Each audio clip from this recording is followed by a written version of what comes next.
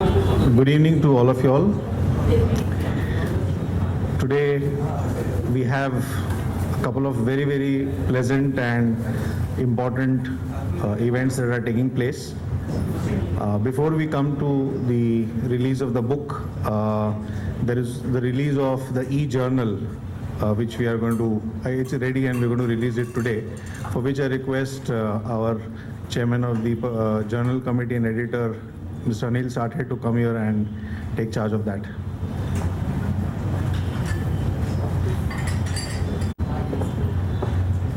Friends, it gives me immense pleasure to announce that a journal which has been the flagship of this society for 45 years will now, from April 2014, be available in the e-form. We have always been abreast of how times go. This process has commenced from the time that my predecessor was the editor, Sanjeev. It took us quite some time because we believed that just making the journal in e-form was not sufficient. There ought to be some degree of value addition, and therefore now 10 years or even slightly more journal, that is from 2000 onwards, will be available on the web with the search facility, and the April 2014 issue will be available online. The website has been designed in a way that it works exceedingly well with all forms, in the sense that with your mobile, with your iPad, and of course with your PC and your laptop, it will work. So therefore, wherever you are, at any point of time, the journal from 2000 onwards is available to you at the click of the mouse. So therefore, for 1 month, that is April 2014, till around the May issue releases, we have thought it fit to keep this website accessible to all of you without any charge. So therefore, for April, all my readers across the globe will be able to see this, will have access to the journal without having any charge. However, as good things in life are, that will be available for a short time. May onwards, of course, we will launch a separate subscription for the journal. It's my duty to place on record the appreciation, because I am here only to take credit, but this has been possible on account of 3 or 4 individuals. The president, of course, who has been a driver, the vice president, who has done a great job in actually seeing that this e-journal comes in April, the entire team of Viraf and his other colleagues at Spenta with them, and my colleagues in the journal committee, and of course, not the least, our mentor and the youngest member of the journal committee, Mr. Narayan Verma. He has been a great source of information and a great source of inspiration. Therefore, in the fitness of things, I would request the president to bring Narayan Bhai on stage and request him to launch this e-journal at his auspicious hands. You have to click over here. You have to just click on yes. Click खाली. That left. बस it's starting. Thank you.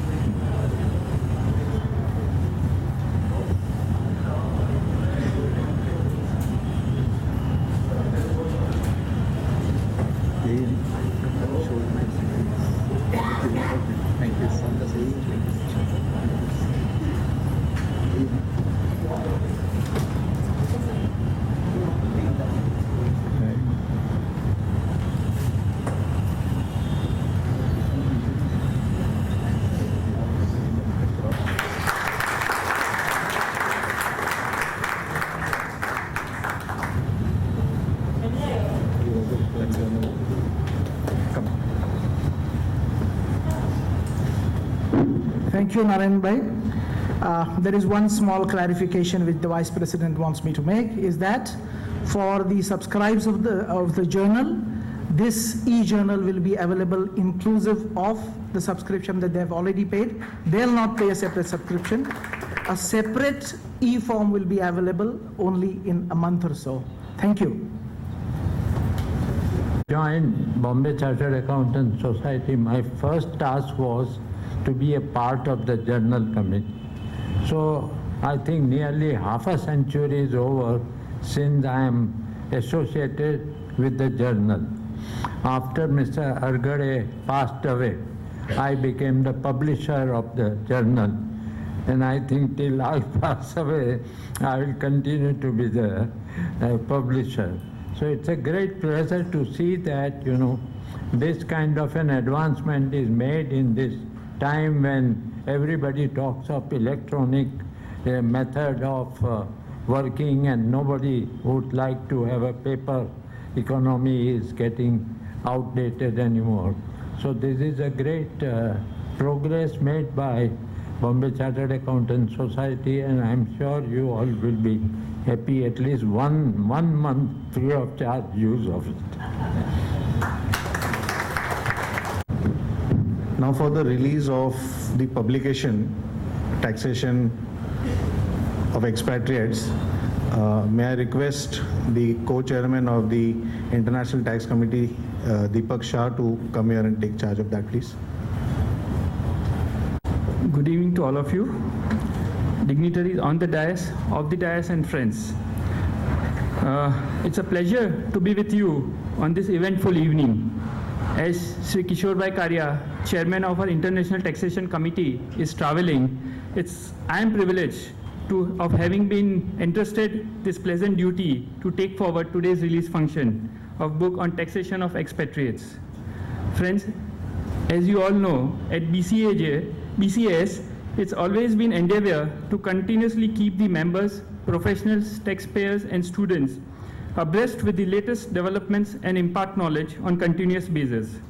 As part of that ongoing efforts, apart from various other activities, BCAS has been regularly coming out with various publications on varied topics. And today, it's honor for our committee to contribute to this endeavor of BCAS. And as we are all aware that the tax implications of expatriates in India has thrown open many issues such as determination of residential status, impact of social security contributions made in home country, treatment of overseas income, availing benefit of tax treaty, compliance requirements under domestic laws, etc.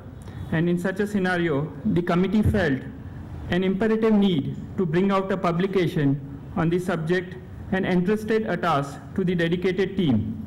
And friends, today, it's a day we acknowledge the hard work of the authors, namely Mr. Sushil Lakhani, Mr. Nitin Shingala, Mr. Nankishore Hegde, and Ms. Niji Arora, in authoring this publication, Taxation of Expatriates.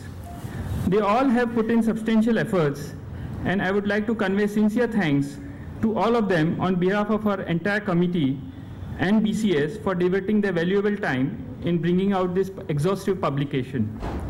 We also wish to acknowledge the efforts put in by Sri Yogesh Thar for reviewing this book and providing valuable inputs. The authors of this publication have, apart from analyzing relevant provisions and judicial precedents, have also dealt with challenges faced by the professionals concerning taxation of expatriates, and have also briefly touched upon the other important regulatory aspects. I am sure this quality publication will serve as a comprehensive guide on the subject and will be of immense value to one and all, and will be an important addition to the library. We also take this opportunity to place on record our deep sense of gratitude to the family members of late Sri Sailesh Kapadia, a dynamic past president of BCS, in whose memory the Sailesh Kapadia Memorial Publication Fund has been set up, and which has subsidized this valuable publication. And a special one too, as it being a 25th publication under the auspices of Sailesh Kapadia Memorial Publication Fund. I would now, on behalf of BCS, would request Mr. A.C. Dastur for readily agreeing to release this publication and to come forward and release this useful publication, Taxation of Expatriates. I would also invite family members of Shailesh Kapadia and the authors to come forward for the reading.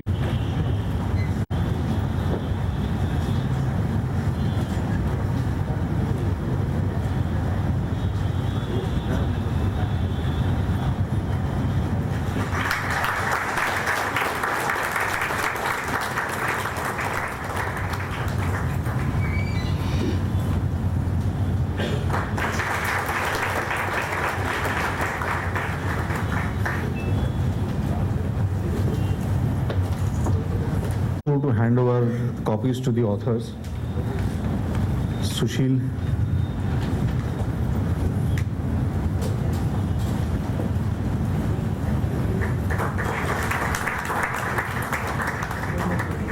Nitin.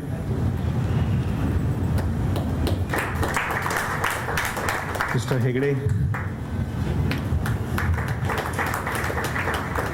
And Mrs. Arora. Also, copies to the family members of Mr. Shailesh Kapadia.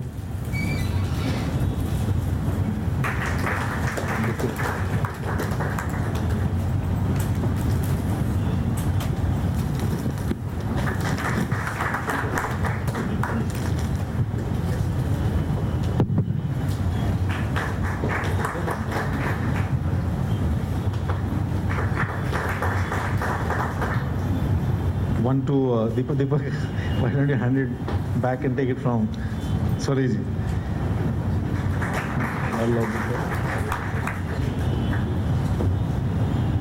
Sir, this is on our behalf to you.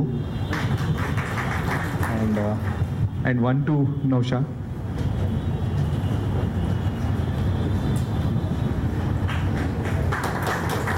And one to the publisher, Narayan Bhai. One to the publisher. I'll go and give to Narayan Bhai.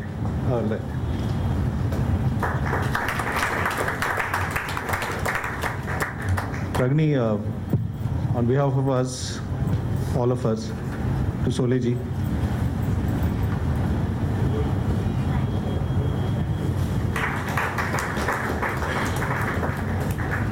Thank you very much. I sat there and looked at the slides. I realized what we mean when we say, I want it in black and white.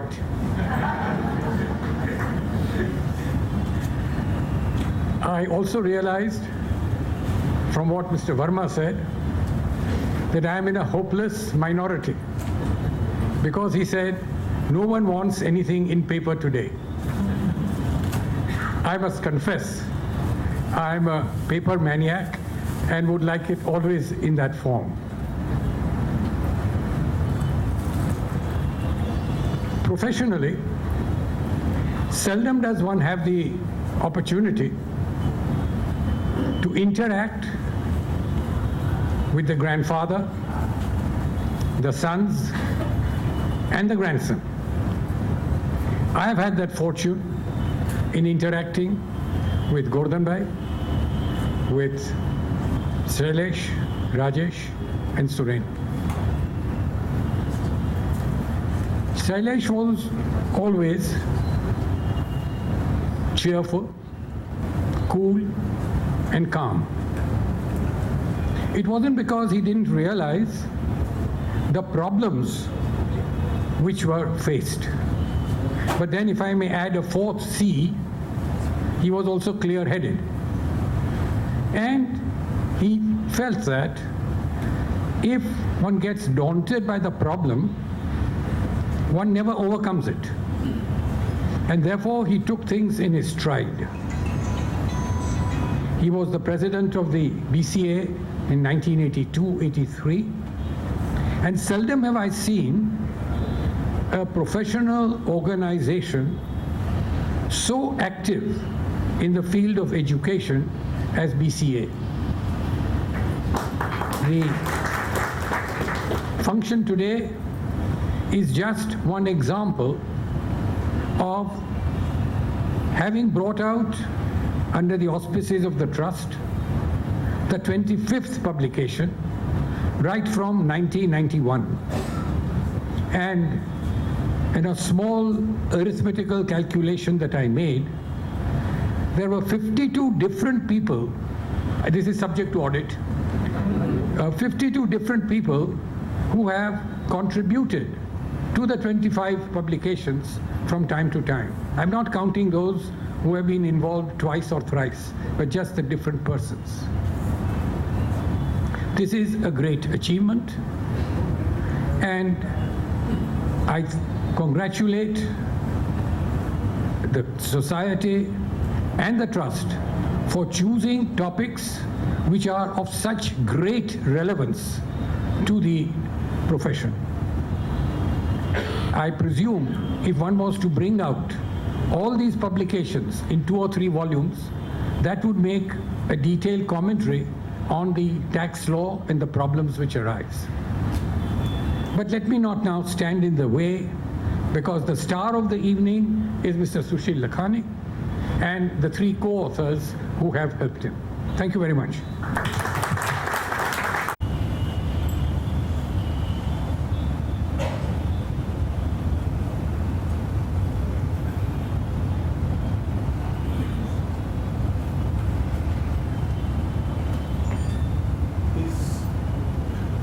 Sorry. This event today is a unique event. I think it is a rare occasion where we are releasing a book on a topic and having a lecture meeting on the topic on the same day and same time. And the author of the book is also the speaker for the day. Just a little bit on the Shailesh Kapadia Memorial Fund.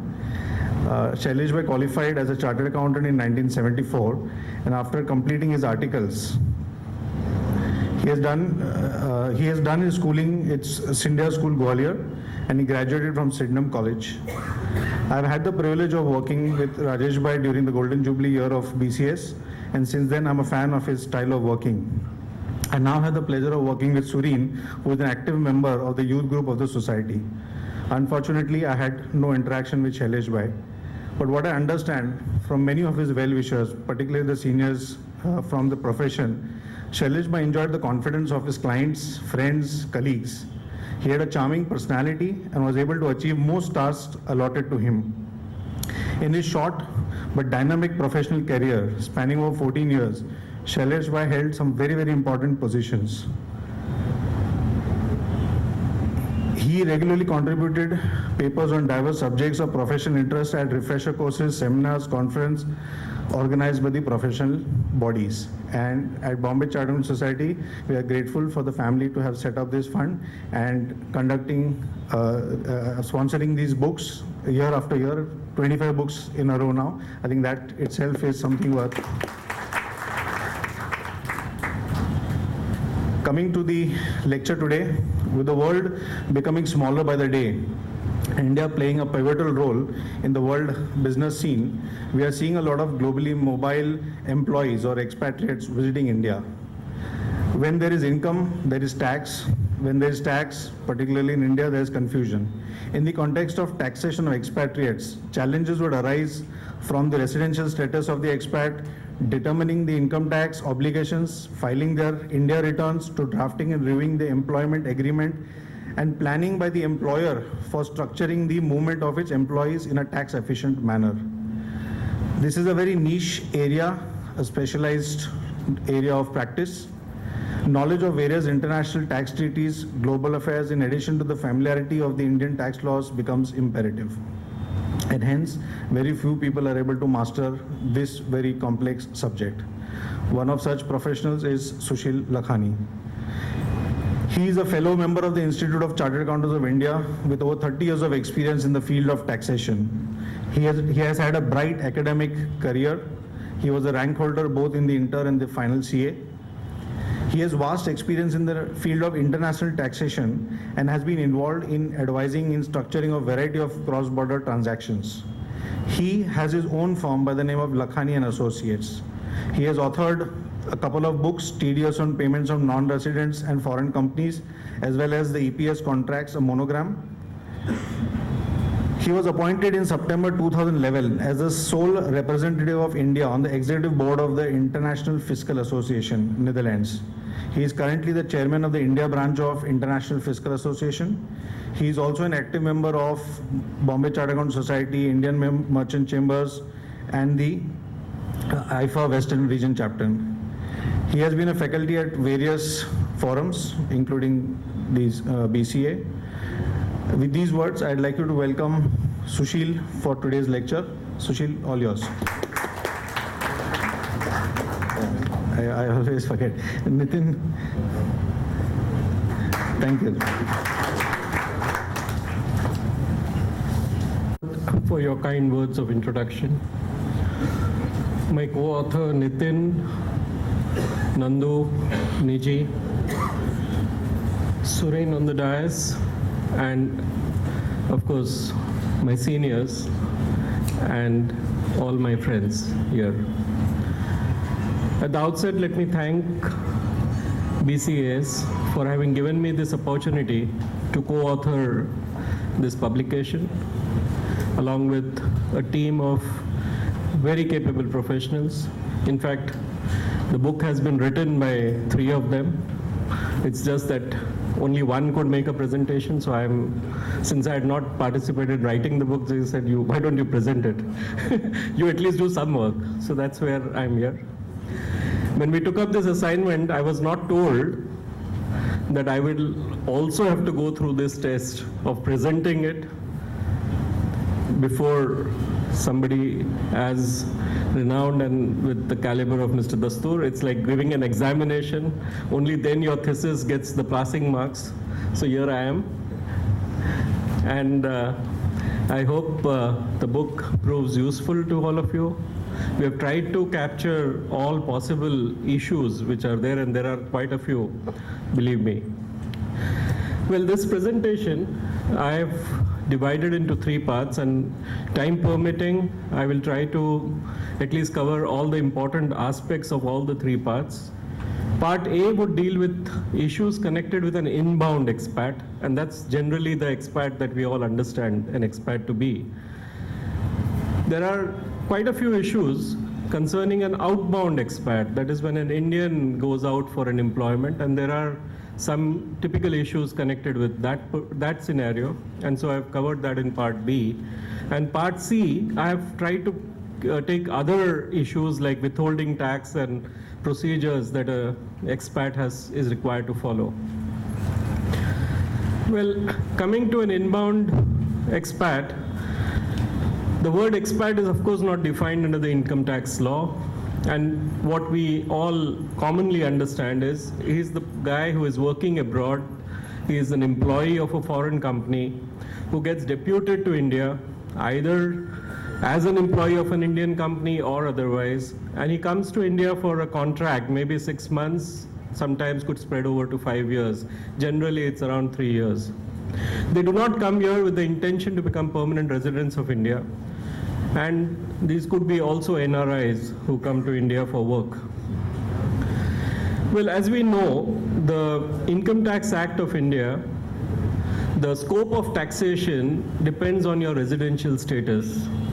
And we have 3 categories of residents and their scope of income. I believe in this sort of an audience, I need not try and elaborate too much on this, because this is just a slide which captures what are the various types of income which get attracted to different sources of different categories of residents.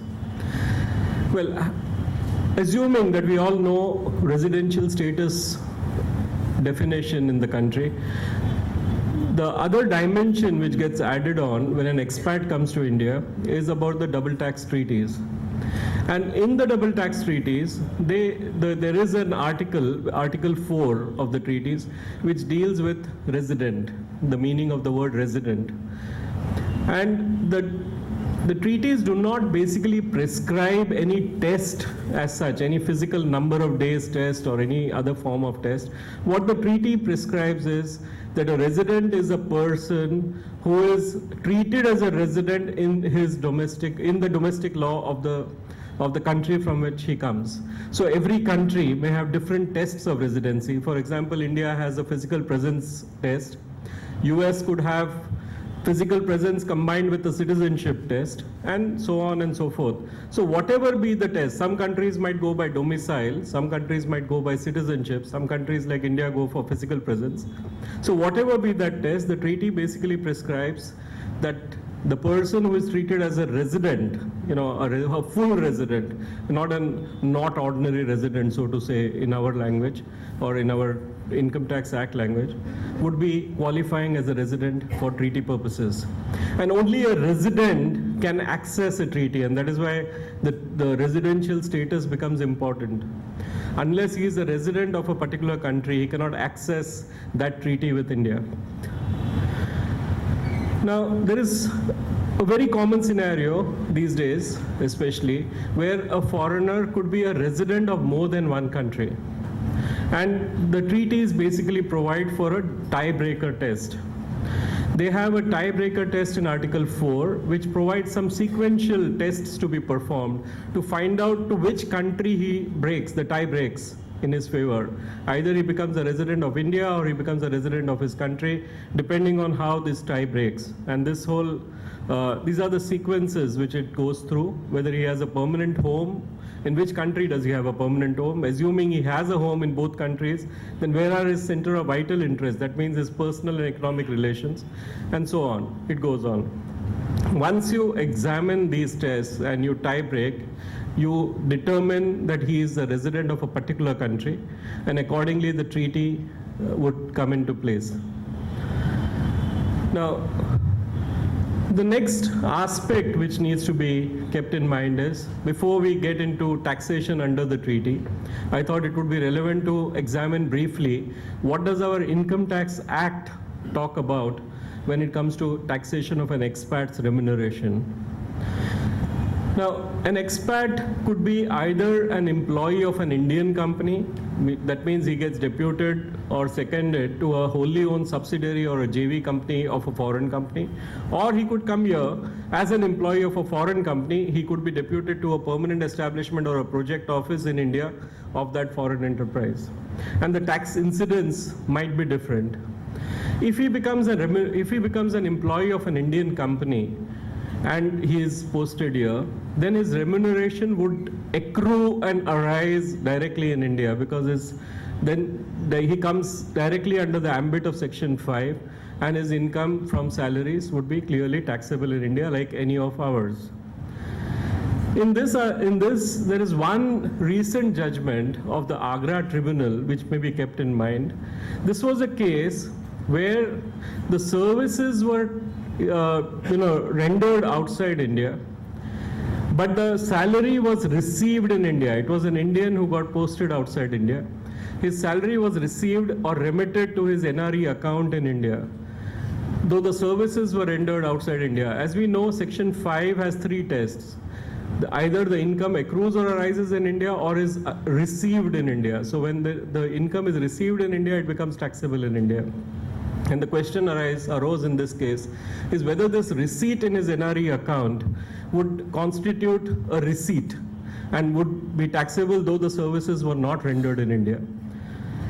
The Agra Tribunal has held that since the services were rendered outside India, the right to receive his salary accrued to him outside India. So merely a remittance to India under an arrangement would not constitute a receipt for Section 5 purposes. It would mean a constructive receipt has already happened outside India. This is only the physical receipt. And on that basis, it held that it is not taxable in India. So it's a very novel type of an argument which I came across. I thought I'll share it with you. And it's a very recent decision. Going to the other side of the table, if the employee, the foreign employee, comes as an employee of the foreign company, that is, he's deputed to the permanent establishment or a project office, then obviously Section 5 may not come into picture, but then we have Section 9, bracket 1, bracket small 2, which provides that his income would be deemed to accrue or arise in India to the extent his services are rendered in India. So then that is the case where Section 9 comes in the picture, and there is a deeming fiction under which his income gets taxable in India to the extent the services are rendered in India. The Act was amended to specially provide an explanation to clarify that this is to the extent services are rendered in India, because there was an earlier judgment which had taken a view that the income does not accrue or arise in India. The words were accrue or arise in India, and that was replaced or explained with this explanation to clarify that it's to the extent of services rendered in India, including, of course, rest periods, because rest periods was again a matter of controversy. So they brought in an explanation to provide that rest period before or after, which is integrally connected to that service, would be covered, that period would be covered. Once he becomes taxable in India for the services rendered in India, it is irrelevant where he receives the salary. He may receive the salary outside India, but it is taxable in India under 912. And this is something which all expats need to keep in mind, because these days we have this exchange of information agreements being very, they were always there. The exchange of information article was always there. But these days of internet and e-commerce and electronic exchanges of information is so easy that the departments in both countries normally have access to the information. So if salaries are received partly outside India, there's a very high risk that the expat could receive a notice from the income tax department as to why he has not declared his salary for the period he is in India. And this has happened in quite a few cases, and so one needs to be careful. Now, under the Income Tax Act, of course, once 912 attracts, then the next question is there some relief for him? Is there some short stay exemption? And there is one that is provided in Section 10, bracket 6, small 6, which basically provides that a foreign citizen who comes to India, if he is an employee of a foreign enterprise which is not engaged in a trade in India, and if the employee stay is less than 90 days in India, and the salary which is paid to him is not deductible in the hands of his employer, that is, the employer is not going to claim deduction while computing his chargeable income in India. If all the three conditions are satisfied, then the employee's income is non-taxable. So there is a short stay exemption provided for the non-resident if his stay in India is less than 90 days. There are certain other exemptions also provided, like ship stay exemption. That is, if a foreigner is on a ship which comes to India, there's a 90-day exemption under 1068. There are exempt allowances under 1014, which we'll discuss in detail. And there is an exemption if tax is paid on non-monetary perquisites by an employer for a foreigner, then there is an exemption provided under Section 10CC.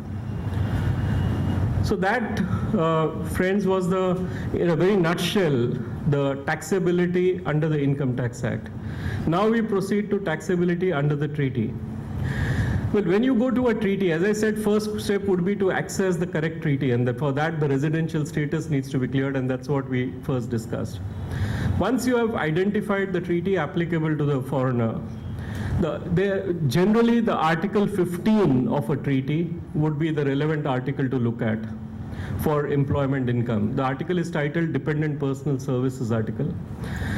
This article basically provides that primarily the salary income of an expat is taxable in his country of residence. That is, the country of residence has exclusive right of taxation on a very general basis, unless it provides the employment is exercised in the other country, that is, let's say, India. It goes on to provide that if the employment is exercised in the other country, that is India in our case, salary would also be taxable in India. It's not as if the exclusive taxation shifts to India. India also gets a right to tax salary, again subject to three conditions being cumulatively satisfied. So as we have Section 10(6), small 6 under the Income Tax Act, we have Article 15(2) in the treaties, which provides the short stay exemption. And the point to be noted here is that in the Article 15(2), we have got three conditions, but the period, as against 90 days provided in the Act, the period gets extended to 183 days in the treaty. So the short stay exemption period available to an expat, if he accesses the treaty, would be generally 183 days, provided the other two conditions are satisfied. His stay in India should be less than 183 days in a 12-month period. The Act provides about 90 days in a financial year. The treaty provides for 183 days in any 12-month period commencing from the date he comes to the date he leaves. The remuneration is paid by a non-resident employer, and the remuneration is not borne or deductible by the permanent establishment of the non-resident employer. These are the three cumulative conditions. They're quite similar to what is provided in the Act, except the Act 10(6) applies only to a non-citizen, while the treaty Article 15 does not make that as a condition. So even a citizen of India, if he's a non-resident Indian, he could possibly access a correct treaty and take advantage of Article 15, which he might not be able to do under the Act. So the corollary of these three conditions is that if any of the above conditions is not satisfied, then even if one of them is not satisfied, then India would also get a right to tax. So it's only if all the three conditions are cumulative satisfied that India does not get the right to tax. Otherwise, if any one is not met, then India gets a right to tax too. Another point to be noted is that Article 15 uses the word derived. It says the income which is derived in respect of employment exercised in India, which means that if the income is derived from an employment exercised in India, then it's irrelevant when that income is received. If the income is received even after 4 years, and when we come to ESOPs, we'll examine that ESOPs, to the extent his income was derived from employment in India, even if that income gets received 2 years down the line, India gets a right to tax it. And some Canadian court decisions I will discuss where this has been already held. And even the OECD commentary very clearly mentions this. In the treaties, we have an Article 15(3), which is a specific article for shipping employees. As we have 10(6)(8) in our Income Tax Act, which is ship stay exemption, as I said, 90 days. The similar situation, but the treaty provides that shipping employees would be taxed only where the profits of the shipping company are taxed, only in the country where the profits of the shipping company are taxed. And normally the profits of a shipping company are taxed under the treaties in the country of place of effective management of that enterprise. So India would generally not get a right to tax if a shipping employee would access the treaty. So these, friends, was a brief nutshell of the treaty Article 15.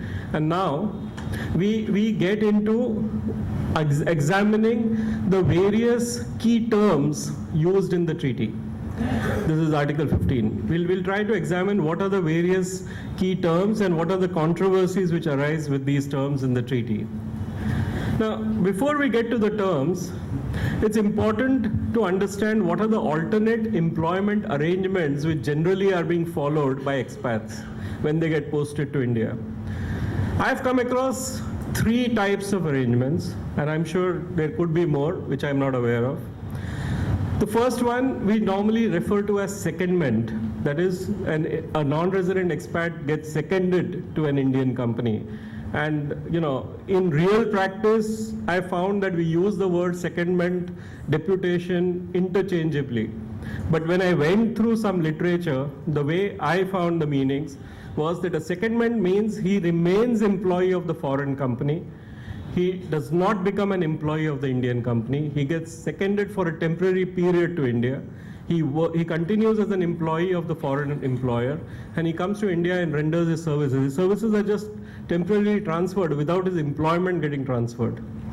And he is here for a specific period or a specific project. And here, in this type of an arrangement, there are number of tax complications which arise for his foreign employer. As far as the employee is concerned, and which is the subject of today's discussion, the taxability would remain pretty much the same. Article 15 would apply, the 3 conditions would apply, and the right of taxation would either be the country of residence or also the country of source, depending on whether the conditions are met. But as far as the employer is concerned, this type of an arrangement, we have number of decisions which, time permitting, we have a slide on that, which could trigger issues of permanent establishment of the employer, or whether the amount paid by the Indian company to the employer as a reimbursement of the salary of this seconded employee, whether it's fees for technical service or whether it is just a reimbursement, also come into picture. The second type of arrangement, which is generally followed, is deputation. Deputation would mean he severs his employment, that is, he stops being an employee of the foreign employer for the time being, and he becomes an employee of the Indian company to which he is deputed. He's assigned basically to the Indian company. As I said, in practice, I found these terms being interchangeably used even in the court decisions. Now, in this type of an arrangement, where he severs his employment with the foreign, is the safest from his employer's point of view, because the employer's exposure to taxability as a PE or FTS may generally may not arise. This is a power problem. So that is the second type of arrangement. And the third type of arrangement which I came across is dual employment, and which is, if one reads the Supreme Court decision in Morgan Stanley, this is the type of arrangement being referred to in that decision, where he becomes an employee of both the companies. His foreign employer continues to remain the employer, has a lien on him in a way, and this is also generally done because it is very impractical for him to give up his employment for a short-term deputation or a secondment. So he becomes an employee of both the companies. He enters into a contract with the Indian company also simultaneously. So he is an employee of both the company, and what is generally sought to be done is that they try to contend that his salary, to the extent it relates to his employment of the foreign company, would be taxed outside India, and his salary, to the extent it relates to his employment with the Indian company, should be taxable in India. So it's a split sort of a taxation which is sought to be done. This again has certain specific, it can trigger PE issues of the foreign employer, and it has in fact been discussed in quite a few court decisions. Now, having seen this, because of these three arrangements, the issues have arisen, because when you look at this Article 15 of the treaty, the issue is whether his non-resident employer has paid him the salary and whether the remuneration is borne or deductible by the permanent establishment of the non-resident employer. When one is trying to put these tests into practice, the question is, who is the employer? Is it the Indian company or is it the foreign company which is the employer? If it is the Indian company which is the employer, then generally the benefit of these would not be available to him, is what the department would contend. And if it's the foreign employer who continues to be his employer, then the expat would argue that his tests are being satisfied and he should be given the benefit of these tests. So with this, one comes to the meaning of the word employer. The relevance of this I explained, and so one tries to see what is written about the meaning of the word employer. Now, Professor Klaus Vogel, he says employer is someone to whom an employee is committed to supply his capacity to work and under whose directions the latter engages in his activities and whose instructions is bound to obey. OECD in its commentary says a key consideration will be which enterprise bears the responsibility of risks produced by the individual's work. This is the OECD's interpretation of the word employer.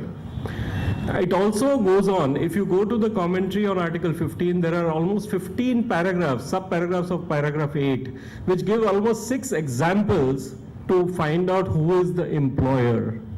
And they've given 6 examples and then analyzed these examples. And they've distinguished between a contract of service, that is when an expat enters into a contract with his employer for a service contract, as an employment contract, and a contract for services. That means if two foreign enterprises, a foreign enterprise and an Indian enterprise, enter into a contract for services to be provided by the foreign enterprise. So they've given out the tests to distinguish between the two, to find out whether, so every contract, when a deputation takes place or a secondment takes place, they have laid down certain tests to determine how you would distinguish between the two. And the Indian courts, of course, have gone on to a much more elaborate discussion. We have a number of Supreme Court decisions. I've just listed out 3 of them, and there's a number of High Court and other decisions on this. where the basic test is that the performance of duties, to who is, are they subject to directions, instructions, and superintendence of which employer? He would be the real employer or the economic employer. So there are two types of employer as we come across: a legal employer and an economic employer. And these are, some of the judicial precedents where the economic employer has been held to be the real employer and not the legal employer. But of course, there is a whole host of decisions against on facts. So one has to be very careful how one enters into the contract. If one goes through these decisions, the type of clauses in the contract which are discussed and which went one way or the other in favor or against the SSC could be analyzed. The next issue which arises is, as I said, if one goes back to Article 15, the country of residence would have the exclusive right to tax salaries derived in respect of employment exercised in the other country. In our example, we are taking India, if the following three conditions is satisfied. So the question arises, what do you mean by the word employment exercised in the other country? And this, again, is a key term which has been debated and discussed. Now, the way the US commentary talks about is the place where the services are performed is the place where the employment is exercised. The OECD commentary, on the other hand, provides that place where the employee is physically present when performing is the place where the services get, where the employment is exercised. In the Indian context, we have a decision of the Mumbai Tribunal in Gulati Rawal, where they said that since it is the place where he is present, now this was a case where he was employed in an Indian company, an expat was employed in an Indian company. He visited his home country in connection with the Indian employment. He visited for a few months his home country, but the purpose of the visit was his employment with the Indian company, not for a personal visit or whatever. And the court interpreted Article 15(1) of the India-France Treaty, which again provides very specifically that it is the place where the services are rendered. And they said for that period when he was in France, the services were rendered in France and not in India. Though it was used in India, his services got exploited in India, but since they were rendered in India, that period has to be excluded for taxing his salary in India. So it's the salary proportionate to his visit in France to be excluded.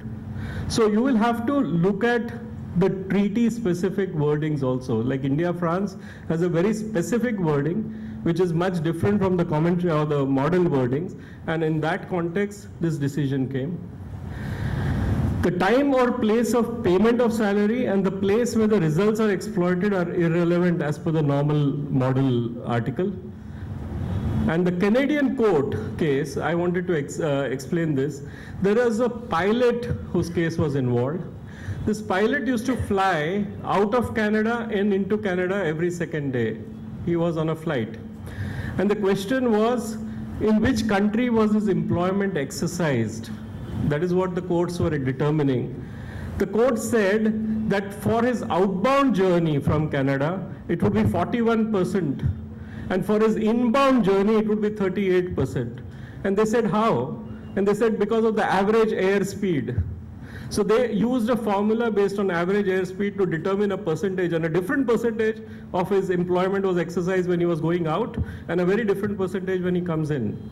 And that's, again, a reported judgment in our taxman.com, and I thought I could bring it out. So the employment exercised in a country is, again, an important concept, and one will have to keep that in mind. The next important issue which comes in is, how do you compute this number of days? 183 days under the treaty, 90 days under the Act, short stay exemption. How do you calculate this? Do you include the day of arrival and the day of departure? Do you include any one of them? Do you include both of them? And so on and so forth. Now, the Indian decisions have generally gone by our General Clauses Act, which basically provides that the day of arrival has to be excluded and you include only the day of departure. That is how the Indian decisions have gone. But there are a few decisions which have said both days should be counted. There's an advance ruling which I've sent, and there is one decision which said only day of departure has to be considered, as in India. But when you go to the commentaries, the OECD has a totally different view of this. The OECD's commentary goes by the days of physical presence. That means they count both the days. They say the fact that he was in that country on a particular day, even for an hour, he's present in that country for that day. So they count both the days under the OECD.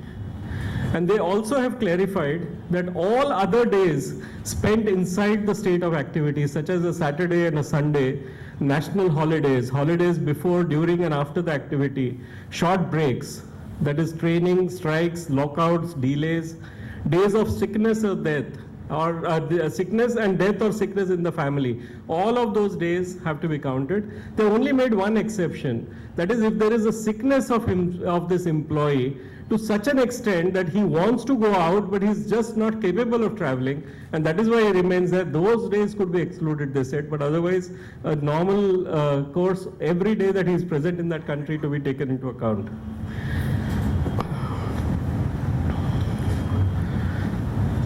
The next important term which we need to examine when we are examining the three tests of Article 15 are what is the meaning of borne by or deductible in the hands of the PE.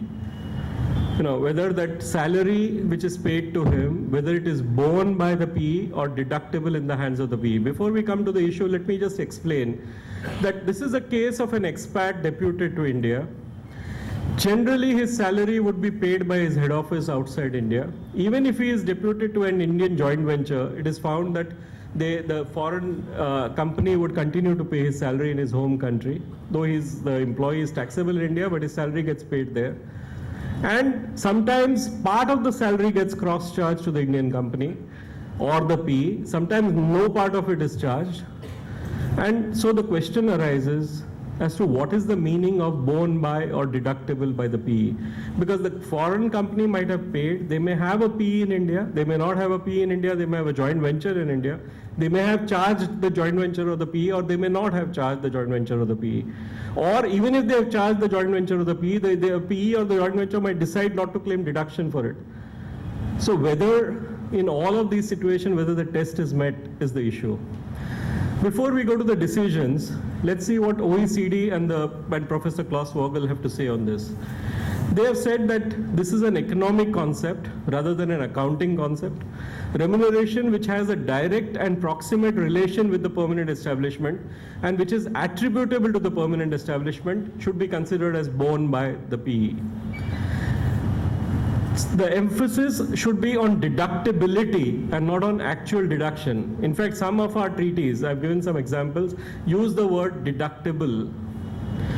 The expression borne by, this is what the US explanation says, the expression borne by encompasses all expenses that are economically incurred by the PE and not merely expenses that are tax deductible. So even if an expense is not deductible, if it is economically incurred by the PE, should be considered. This is what the commentaries say. Now let's see what our Indian courts have to say. When you go to the Indian courts, we have 6 different interpretations of this word, borne by. The first interpretation, P, if it is commercially liable or actually pays for the expenses, then only it is borne by. This was held by the Delhi tribunal. I've cited the decision. The second type of interpretation was that expenses which have a direct and proximate connection with the PE and is deductible. This is in line with the OECD commentary, which is an AAR 2 decisions I have cited. There are quite a few others. The third type of view on borne by is expenses actually deducted when profits are taxed, is actually deducted from the profits which are taxed, and not when the gross receipts are taxed on deemed basis. So not in presumptive tax situation, but only when you are deducting it while determining the taxable profits. That is the third type of decision. And the fourth is expenses actually paid by the PE, only then, otherwise no. Even if it is claimed, but it's not paid by the PE, not taxable. And the next is, if the expense is attributable to the PE, it should be considered as borne by. Whether the deduction is claimed or not is irrelevant. Now this, the last one to my mind, is the correct interpretation. That if the expense is attributable to the PE, as we know under Article 7, there is a concept of attribution of profits, and one determines what are the expenses attributable, whether they are incurred by the PE or the head office is not relevant. To the extent they are attributable to the PE, that means those are the expenses which a PE could have claimed deduction. Whether it really claims or not, whether the PE gets taxed on a presumptive basis or not, is not relevant, and that should be the correct view, is my humble view. Now, having seen the broad gamut of taxation under the Act and some of the specific broad issues, let's come to some specific allowances which get debatable in case of an expat. These are certain special types of allowances which an expat receives, and there are issues in connection with exemptions for these allowances. Now, the first allowance is the per diem allowance. Now, this is generally a very routine situation. It's a very normal situation that an expat, when he comes to India, he's paid a per day allowance for his living cost in India. And these per day allowances can be really huge when you compare it with our local, especially public sector per day allowance limits. These are huge. They stay in 5-star hotels. They could be getting their families with them because their posting could be 3 months, 6 months, maybe a year, 2 years, or 3 years. They're provided posh accommodation in India when they are here. And so these per day allowances are quite high. Now the question is whether section 1014(1) exemption covers these allowances.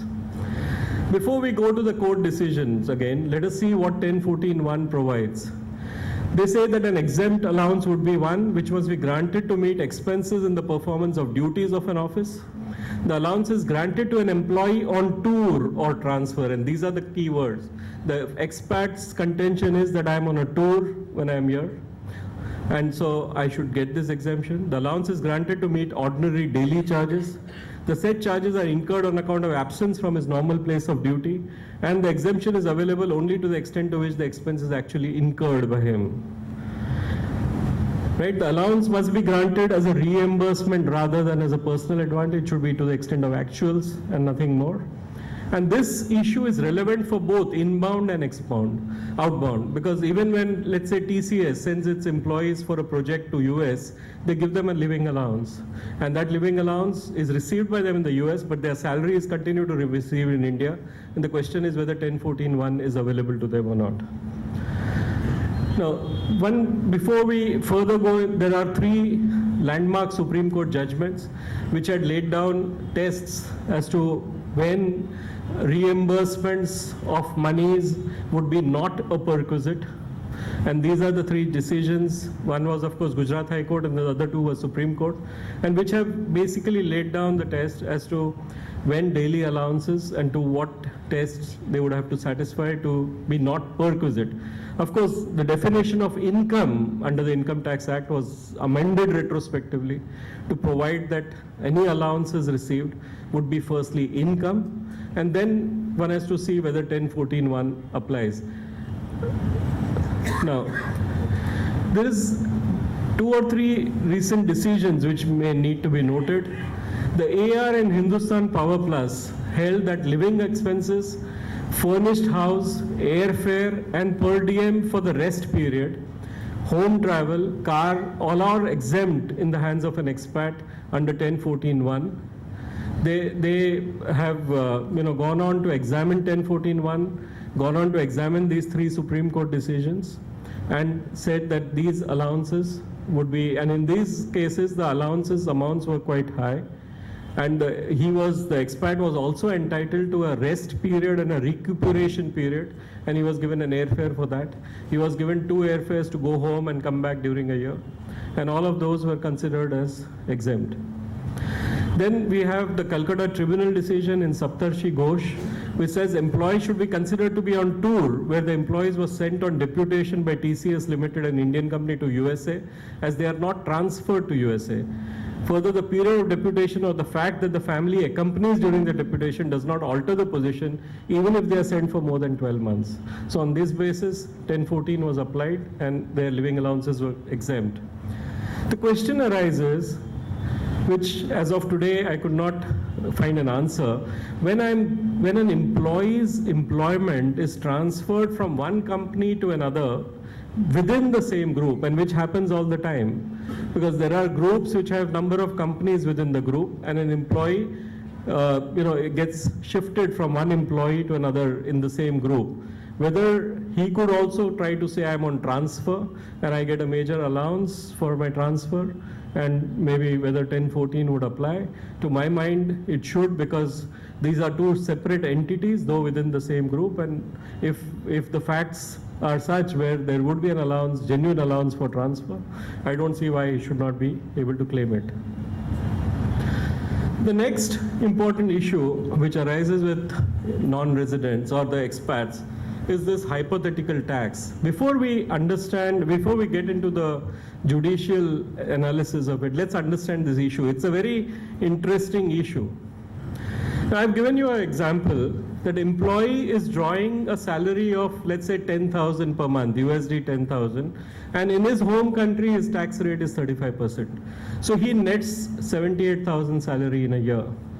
Now he is being posted to, let's say, India, and hypothetically, let's say he'll be taxed at 40% in India on a gross basis. So he is going to be worse off by $6,000 in a year, as against 78,000 that he was saving after tax, he would be now saving 72,000. And generally an employee would say that unless you make up for that loss, I'm not going anywhere. You have to at least compensate me. I should not be worse off when I go. So what the employer does, and this is a very routine thing which happens, the employer says, fine, we will take care of your taxes in India, and you don't have to pay any tax in India, and we'll take care of that liability. So what happens? The employer calculates the revised salary in this manner. He grosses up the tax in the host country, and he says, instead of 120, your salary will be now 130. Though you were worse off by 6,000 because of the tax and the grossing up, his salary is increased to 130. And against that, they say, we'll pay the tax. And in your home country, since you will get a credit for this tax, there will be no further liability.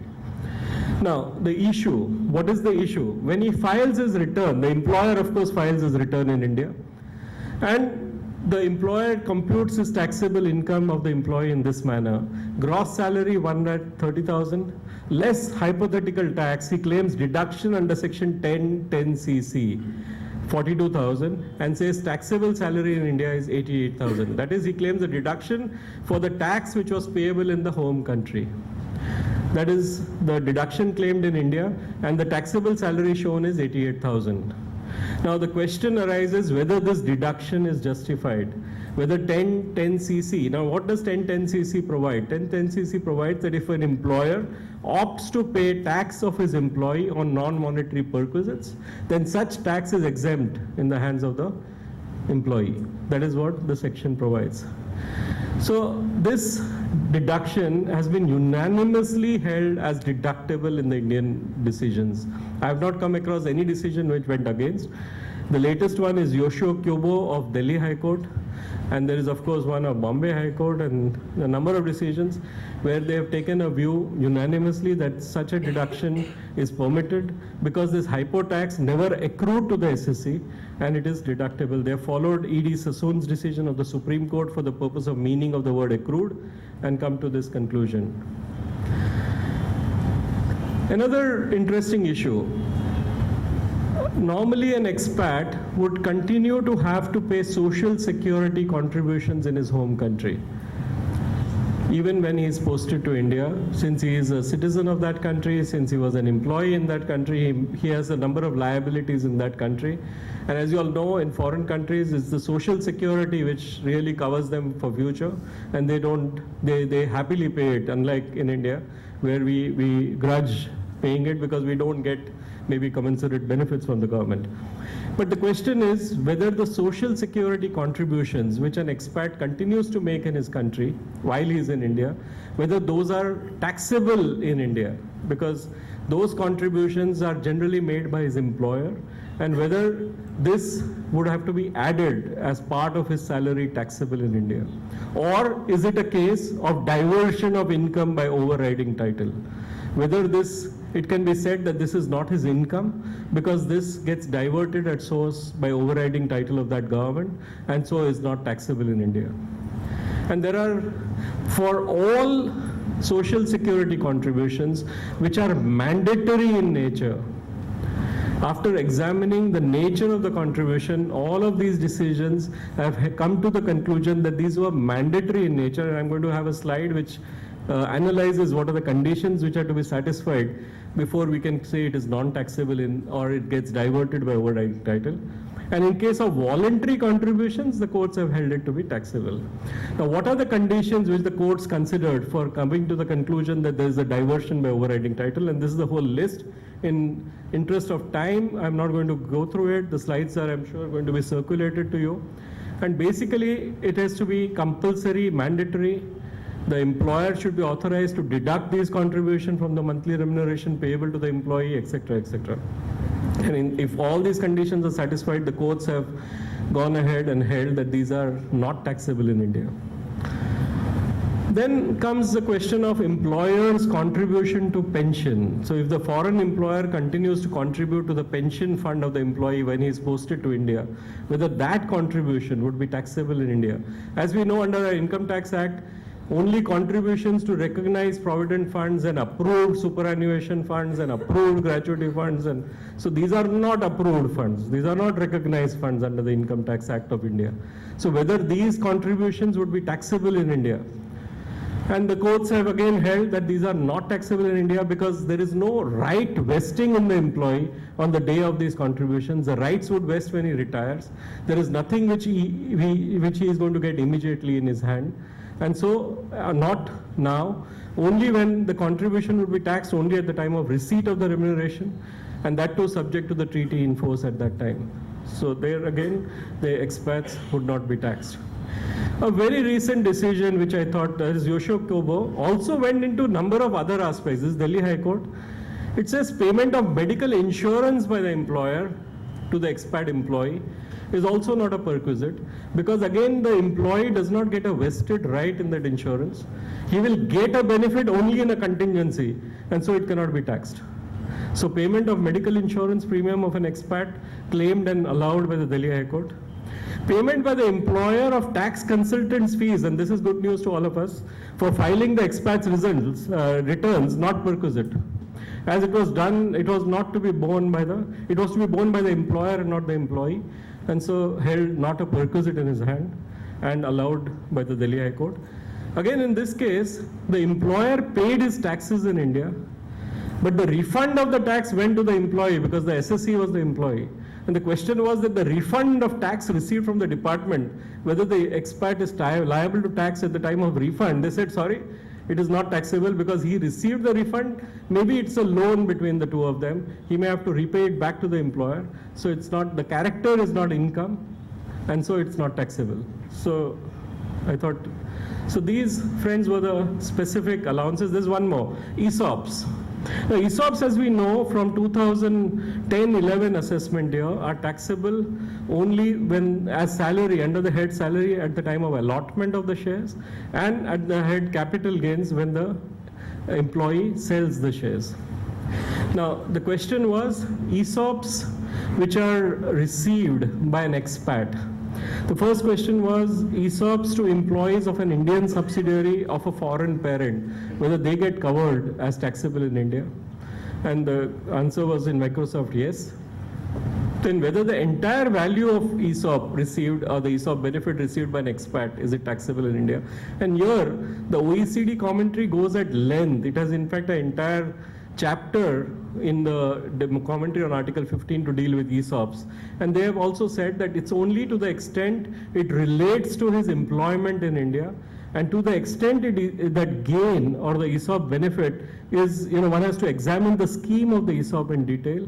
For example, if it has a 3-year lock-in period, then if he was in India for 2 years out of that, then proportionate. And even if he was there for more than 3 years, you forget the extra period.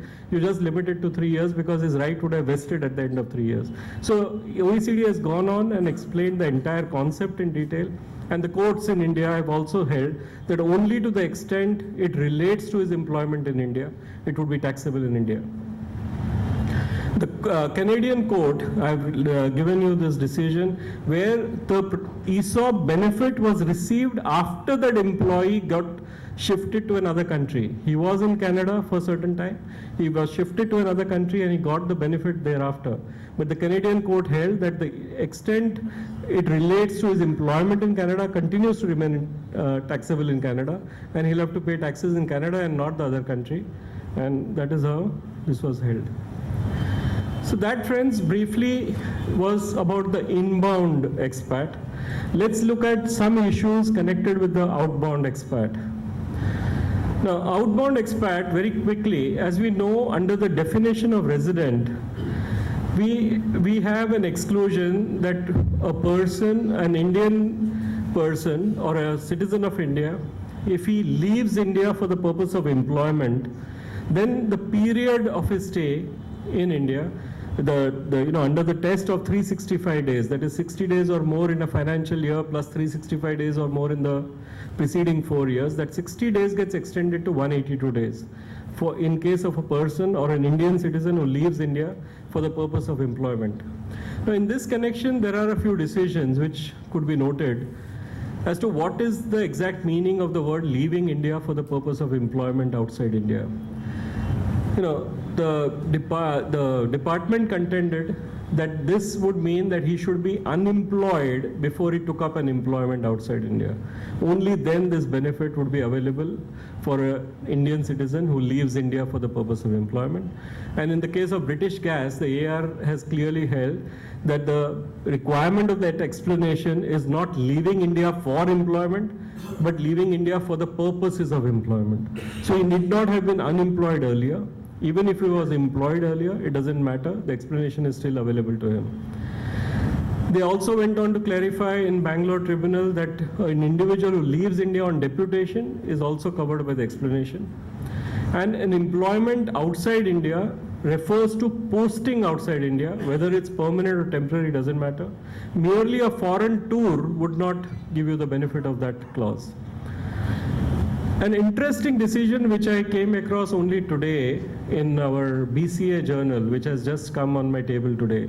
In fact, this bullet was there, but when I read that decision, I could not have time to add it in the slide. It's a Hyderabad bench tribunal, which said that the word employee covers cases of consultants and technicians also. And so 1014(1), section 61C, leaving India for the purposes of employment more than 60 days, that is, if he gets extended to 182 days, is also available to consultants who go out for assignments. So this is a Hyderabad bench. This is based on the Aditya Birla decision. And then another issue, which is where the extension of the period also applies when he comes to India on a visit to India. In case an outbound employee goes out and he is coming back to India on a visit to India, then he is allowed to stay for 182 days. And the question is, what is the meaning of the word visit? And that has also been scrutinized by the courts. They said period spent on a visit to India to be excluded for determining the residential status under 61C. That means if he is coming on a visit to India and he was a resident earlier, to that extent, the period has to be excluded. This is Karnataka High Court decision. And we have another decision where Smita Anand's decision, again a very recent decision, where it said that the benefit of 61C explanation B is not available to an employee who shifts back to India on giving up an employment. When she gives up her employment from China and comes back to India, she could not be said to be coming on a visit to India. The SSC, of course, contended that I have come back to India, I'm going to try again for an employment outside India, so I have only come for a visit. They said, no, under the facts, since you have given up your employment, it would be deemed as if you have shifted back to India, and so that purpose, for that purpose, that provision benefit will not be given to you. Now we come to withholding taxes of an expat. I have some time? Okay. Now, in case of withholding taxes, friends, the question arises, is tax required to be deducted at source under the Income Tax Act from salaries of expats who are working in India by their foreign employer? Is the foreign employer required to deduct tax when an employee is deputed to India? He remains an employee of the foreign employer. And this, of course, the Supreme Court, as we all know, in Ili Lilly has ruled that salary payable for services rendered in India should be subject to deduction of tax, even for that, on that part of the salary which is paid overseas. So even a foreign employer, to that extent, extraterritoriality of the act has been affirmed by the Supreme Court, because there's a clear nexus of that income with India, and the foreign employer has been held to be liable to deduct TDS under 192. Then the court, there was a plea made to the Andhra Pradesh High Court and the AR in case of outbound employees. They contended that when we apply the treaty, we are not going to be taxed in India because we have already become residents of the other country, and under Article 15(1) of the treaty, we are not going to be taxed. However, since our employer is paying salaries to us in India, whether the employer has to continue to collect tax and thereafter we have to file refunds, is that the correct interpretation of Section 192? And the Andhra Pradesh High Court held that a scheme cannot be abused by collecting more than the tax leviable and driving the SSC to wait indefinitely for refunds. So said in such situation, if it is very clear that the liability to taxation in India is not there, there is no need to collect 192 TDS. And the same was held by the AR in British Gas, which is cited there. Again, there is another interesting decision of Petroleum India by the Bombay High Court, where TDS under 192 was held not applicable to overseas allowance paid by an Indian company to employees who were seconded by the foreign company. In this case, the foreign company continued to remain the employer. The Indian company was not the employer. They were just seconded to the Indian company, and the Indian company paid them some overseas allowance. And the question was whether TDS liability, this is not examining the taxability, but whether the Indian company was liable under 192. They said they were not they are employees of the Indian company, so 192 does not apply, and so no TDS required. We will come to questions given if the time permits. I'm aware that there will be quite a few questions. Okay, can interest or penalty be levied on the employer who fails to deduct TDS if the employee has paid the tax by way of advance tax on self-assessment? Now, Section 201 has been amended, and that would also apply for TDS on salary if all the conditions laid down therein, that is, the employee has paid the tax, his CA certifies, and everything else which is provided there are satisfied. And of course, there is Hindustan Coca-Cola's decision of Supreme Court earlier, which also clarified this aspect. Then, as I said on TDS, that issue when employees get seconded to the Indian company and they are paid by their foreign employer who cross-charges the Indian company for a reimbursement of the salaries paid. The issue which has arisen is TDS required when the reimbursement get made to the foreign company? Is it in the nature of fees for technical service? Is it merely a reimbursement? And this issue is being widely debated even today. There are a number of decisions for and against. It has all gone on to the facts and the nature of the agreement. Is it a contract of services? Is it a contract for services? And it goes from facts to facts. There is a whole list of decisions for and against on this aspect. So this has to be, and this also has an other dimension of exposure of permanent establishment of the foreign employer, which needs to be taken care of. Now, there are two questions which arise, which are, the answers to these are not very clear in our act as of today. I'm sure our seniors, Mr. Dastoor, might possibly help us after this to answer this.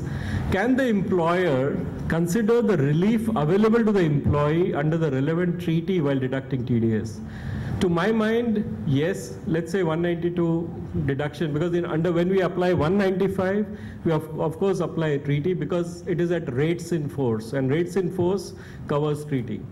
Now, Section 90, of course, provides that whichever is more beneficial should be adopted. 195 has the rates in force concept. 192 does not use those words. The question is whether 192, while applying 192 also, the employer would be justified in looking at the treaty and giving the benefit while deducting TDS. In my humble view, yes, but there could be other views on this matter. Another issue which is not clarified in our act, should an employee consider the foreign tax credit available to the employee while deducting TDS?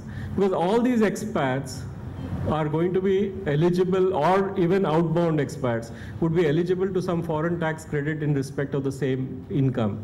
So whether the employer can take account of foreign tax credit while discharging his TDS liability. Again, a question mark. In my view, I don't see why it should not be, because the treaty has been signed and the treaty has to be respected.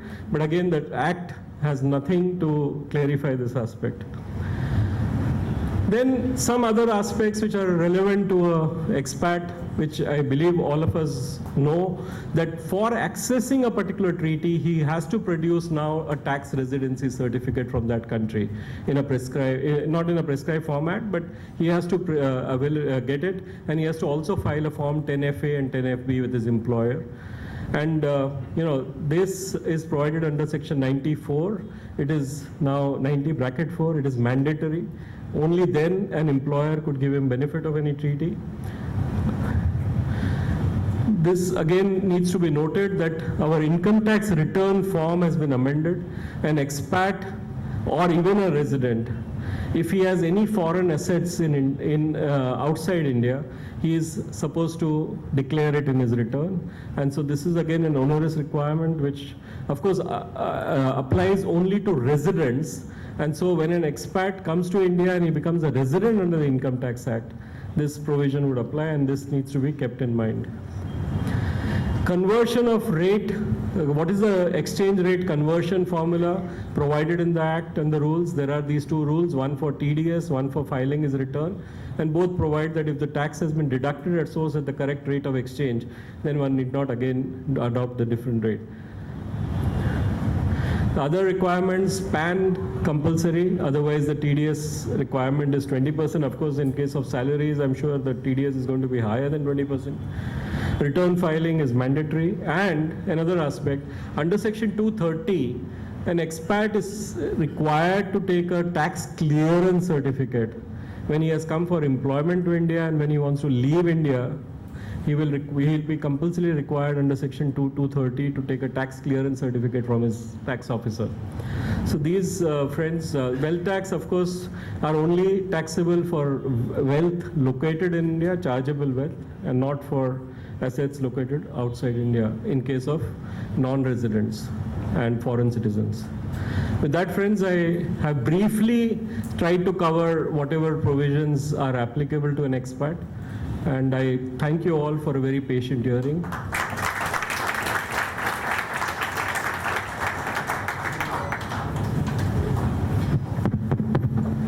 Thank you, Sushil. That was lovely. I think given the constraints of time, you were able to cover practically everything that you set out to. We have time for just a few questions. So somebody there wanted to ask a question in between.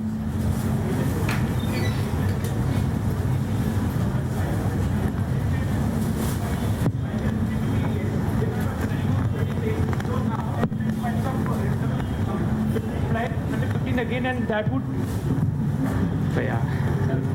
Can you explain me the difference between Rule 26 and Rule 115? So when I'm starting my TDS calculation, so suppose when I start like for the financial year 13-14, in the April 2013 when I did my TDS calculation, so I applied Rule 26. But now while filing my income tax return for the financial year 13-14, so should I change my stand and should I apply Rule 115 now? No. The Rule 26 applies for calculating your TDS as per the prescribed rate on the date TDS was required to be deducted. Rule 115 applies for filing your return and applying the rate of exchange.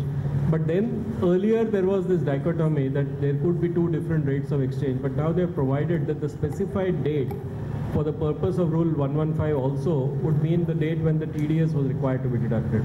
So if the TDS has been correctly deducted at the correct rate of exchange, then you need not recompute for the purpose of filing return.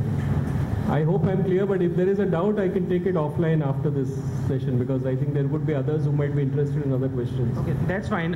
You mean to say like Rule 26 will still apply while filing my income tax return? I'm not saying that. I'm saying the rate applicable at the time of TDS would be the rate applicable for applying Rule 115. I'll connect with you later on. Any other questions? Okay. With that, I'll request Sureen to propose a vote of thanks.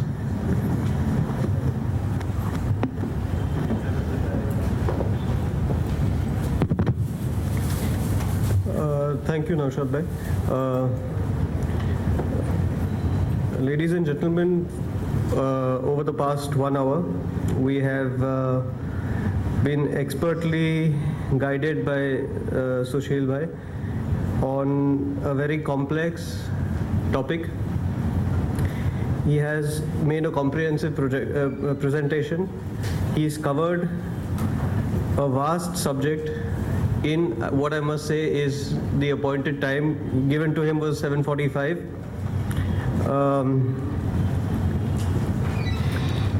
The presentation was, as in Sushil Bhai's nature, very clear, succinct and comprehensive. He has interspersed the presentation with the relevant case laws and numerous case laws on the topic.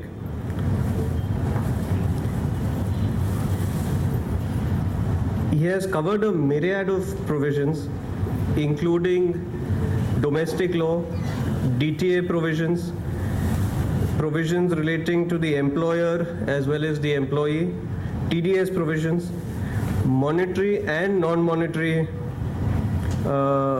allowances and components in the expat taxation.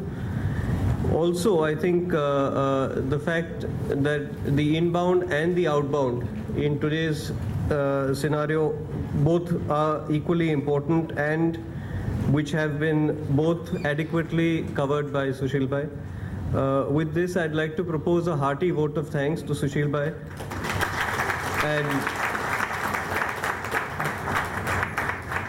And thank you all for being here with us today.